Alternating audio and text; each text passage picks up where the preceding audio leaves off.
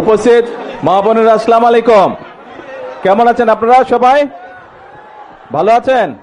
আচ্ছা, এখন মা বোনেরা, এই যে আপনাদের এখানে 600-র মতন পরিবার ফ্যামিলি কার্ড পেয়েছে। আমি জানি আরো অনেক পরিবার এখানে আছে যারা এখনো পায়নি, ইনশাল্লাহ তারা পাবে। আমরা নির্বাচনের আগে আমরা বলেছিলাম এই দেশের মানুষকে যে বিএনপি সরকার গঠন করতে পারলে আমরা অনেকগুলো কাজ করতে চাই মানুষের জন্য এবং দেশের জন্য। তার মধ্যে একটি কাজ ছিল, আমরা বাংলাদেশে, সারা বাংলাদেশে প্রায় 4 কোটি পরিবার আছে, পরিবার মানুষ না, 4 কোটি পরিবার আছে। আমরা এই পরিবারের যে নারী প্রধান, সেই নারী প্রধানের হাতে আমরা ধীরে ধীরে ফ্যামিলি কার্ড পৌঁছে দিব, এরকম একটি কথা আমরা বলেছিলাম। আজকে এই গৌরনদীতে প্রায় 600 পরিবার এই ফ্যামিলি কার্ড পেয়েছে। আরো পরিবার বাকি আছে, তাদেরকেও ইনশাল্লাহ আমরা পৌঁছে দিব। আমরা সরকার যখন গঠন করলাম, সরকার গঠন করার পরে যেই বাজেটটি আমরা পেয়েছিলাম, সেই বাজেটটি হচ্ছে আমাদের আগের সরকারের তৈরি করা বাজেট। সেই বাজেটে তারা ফ্যামিলি কার্ডের জন্য কোনো বরাদ্দ রেখা নেই। আপনারা নিশ্চয়ই পত্রপত্রিকায় পড়েছেন যে গত কয়েকদিন আগে আমরা সংসদে, জাতীয় সংসদে আমরা বাজেট উপস্থাপন করেছি এবং সেই বাজেটে আমরা ফ্যামিলি কার্ডের জন্য অর্থ বরাদ্দ রেখেছি। আমরা গ্রামের যারা আছে, গ্রামের যে পরিবারগুলো আছে, খেটে খাওয়া মানুষের যে পরিবারগুলো আছে, অসহায় দুস্থ যে পরিবারগুলো আছে, আমরা ধীরে ধীরে প্রথমে তাদের হাতে ফ্যামিলি কার্ড পৌঁছে দিতে চাই। এবং আমরা এই বছর, আগামী 1 বছরের জন্য যে বাজেট আমরা বরাদ্দ রেখেছি ফ্যামিলি কার্ডের, সেই বাজেটের উপরে ভিত্তি করে আগামী 1 বছরের মধ্যে সারা বাংলাদেশে আমরা 41 লক্ষ পরিবারের কাছে আমরা ফ্যামিলি কার্ড পৌঁছে দেব ইনশাআল্লাহ। সেই হিসাবে এটা আগামী বছর, তারপরে আরো 4 বছর থাকবে। এইভাবে আগামী 5 বছরে ধীরে ধীরে সকল পরিবারের কাছে আমরা যাওয়ার চেষ্টা করব ইনশাআল্লাহ। তো আগামী 1 বছরে যে সারা বাংলাদেশে, আগামী জুন পর্যন্ত সারা বাংলাদেশে আমরা 41 লক্ষ পরিবার দিব, পরিবারের হাতে ফ্যামিলি কার্ড পৌঁছে দিব।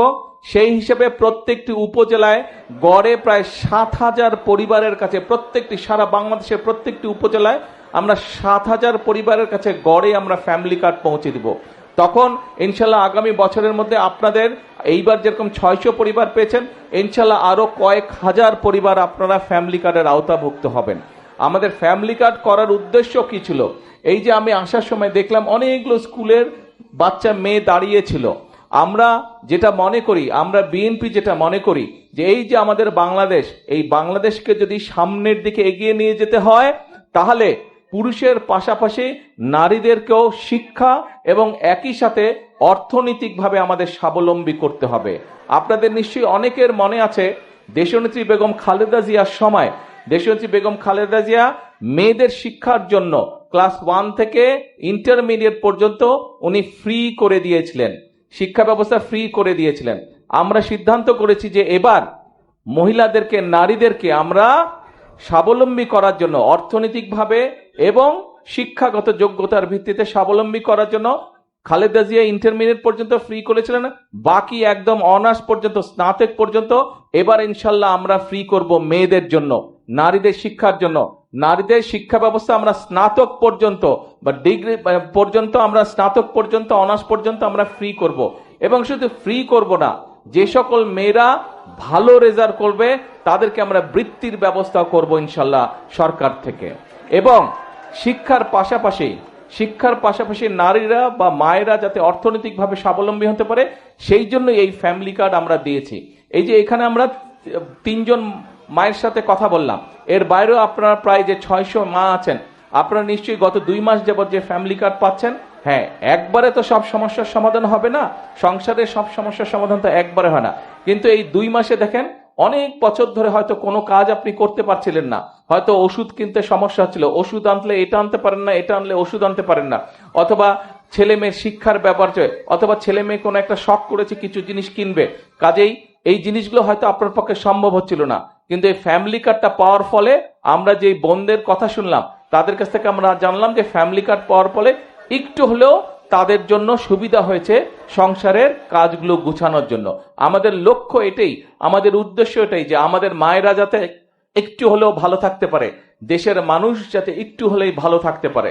প্রিয় মায়েরা, প্রিয় বোনেরা, আজকে আমাদেরকে যদি সামনের দিকে দেশকে এগিয়ে নিয়ে যেতে হয়, যদি দেশের মাদের হাতে, প্রত্যেকটি নারীর হাতে যদি ফ্যামিলি কার্ড পৌঁছে দিতে হয়, তাহলে আপনাদের সাহায্য, আপনাদের সমর্থন, আপনাদের সহযোগিতা বর্তমান বিএনপি সরকারের প্রয়োজন। বিএনপি সরকারকে আপনারা যদি, দেশের নারী সমাজ সকলে যদি বিএনপি সরকারকে সহযোগিতা করে, যদি বিএনপি সরকারের পাশে থাকে, ইনশাল্লাহ আমরা ফ্যামিলি কার্ড আস্তে আস্তে সারা দেশে পৌঁছে দিতে পারবো। এবং আমরা দৃঢ়ভাবে বিশ্বাস করি যে ফ্যামিলি কার্ডের মাধ্যমে আমরা সমাজে আমরা একটি বিরাট পরিবর্তন করতে সক্ষম হব ইনশাল্লাহ। কারণ ধীরে ধীরে শিক্ষার আলোয় আলোকিত হবে আমাদের নারীরা, একই সাথে অর্থনৈতিকভাবেও তারা ধীরে ধীরে শক্তিশালী হবে। আমরা একটি কথা বলি যে আমরা করব কাজ, গর্ব দেশ। সবার জন্য, সবার আগে যেমন বাংলাদেশ বলি, একই কথা আমরা বলি সবার জন্য বাংলাদেশ। আমরা বলি করব কাজ, গর্ব দেশ, সবার আগে বাংলাদেশ। করব কাজ, গর্ব দেশ, সবার জন্য বাংলাদেশ।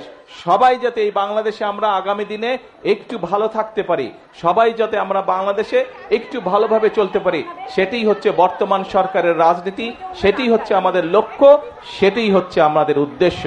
আমরা দেশে সকলকে শান্তিতে নিয়ে চলতে চাই।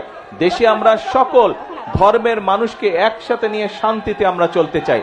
আমরা যদি ধৈর্যশীল হই, আমরা সকলে যদি ধৈর্য সহকারে চলি। দাঁড়াও না ভাই, যারা স্লোগান দিচ্ছ, এই ছেলেপেলেগুলা খুব ডিস্টার্ব করে। আমরা যদি সকলে মিলে ধৈর্য সহকারে চলি, তাহলে আমরা আমাদের এই দেশটাকে আমাদের প্রত্যাশিত দেশ হিসেবে গড়ে তুলতে পারবো। আমরা মুসলমান হই, আমরা হিন্দু হই, আমরা বৌদ্ধ হই, খ্রিস্টান হই, আমাদের হাজার বছরের ঐতিহ্য হচ্ছে সকল ধর্মের মানুষ এই দেশে আমরা শান্তিতে বসবাস করেছি অতীতে। কাজেই বর্তমানে এবং ভবিষ্যতেও আমরা চাই সকল ধর্মের মানুষকে একসাথে নিয়ে, কোনো ভেদাভেদ না, সকলকে মানবিকতার ভিত্তিতে বিচার করে আমরা এই দেশকে পুনর্গঠন করতে চাই, আমরা এই দেশকে সামনে এগিয়ে নিতে চাই। এবং সকল সময় আমি একটি কথা বলি, বিএনপির সকল রাজনৈতিক ক্ষমতার উৎস জনগণ।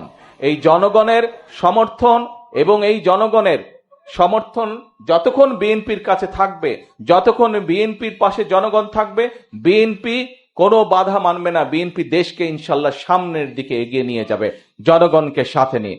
আপনাদের কাছে আবারও, আপনাদের কাছে এবং সারা বাংলাদেশের দল মত নির্বিশেষে, শ্রেণী পেশা নির্বিশেষে, ধর্ম মত নির্বিশেষে সকল মানুষের কাছে দেশকে এগিয়ে নিয়ে যাবার, দেশকে পুনর্গঠন করার সমর্থন ব্যক্ত করে আমার বক্তব্য আমি শেষ করছি। ইনশাল্লাহ আবারও আসবো আপনাদের এলাকায়, আবারও আপনাদের সাথে কথা হবে। আল্লাহ হাফেজ। বাংলাদেশ জিন্দাবাদ।